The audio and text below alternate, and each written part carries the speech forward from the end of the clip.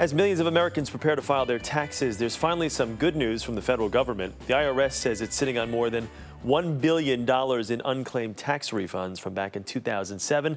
Some of that money could be yours. AOL consumer advisor Regina Lewis is here to tell you, hey, you can claim that money. Good morning. Good to see you. Look at that face on you. Well, it's nice. I mean, this is a lot of money, $1.1 billion, and this affects an estimated 1.1 million people. So. Yeah. 1.1. Do the numbers. It's a pretty good sum of money for those people out there if they can get it. Yeah, in fact, we talked to the IRS about the numbers, and for half the people, they expect them to get $640 or more, so not chump change. Yeah, so why wouldn't these people have filed back in 2007? You know, there are a lot of reasons people don't file, not all negligent. In fact, the IRS cites a couple. One, if you made less than $9,000, you don't have to. They told you don't worry about it, but doesn't mean you shouldn't, and that's the reason those funds are there. Number two, maybe you didn't know to take advantage of the stimulus package that was offered in 2007. And number three, maybe you're a small business, you pay quarterly, and you think, quote unquote, I'm all squared away with the government, and so you don't do the annual version. Might not be the case.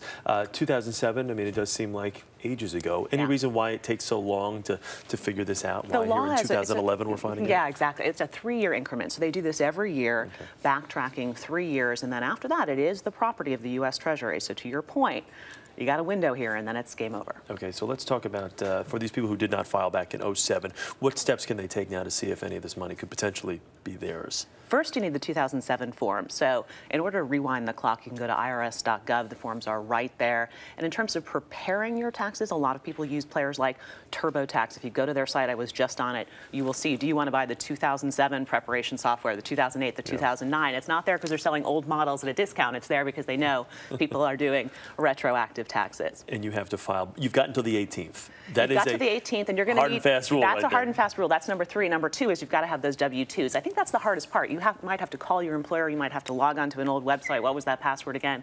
You are going to have the paperwork. Okay, so here's like the big takeaway right here. For the folks at home, okay, this is $1.1 billion. Yeah. Over 1 million people are affected by this. If you don't make your claim by the 18th of April, what happens to all that money? It goes to the U.S. Treasury, and it is theirs forever. And I don't know about you, but I don't know too many other ways to make $640. No, and that's just it. There's a lot of money because that's the average is $640-something for those 1 million plus people.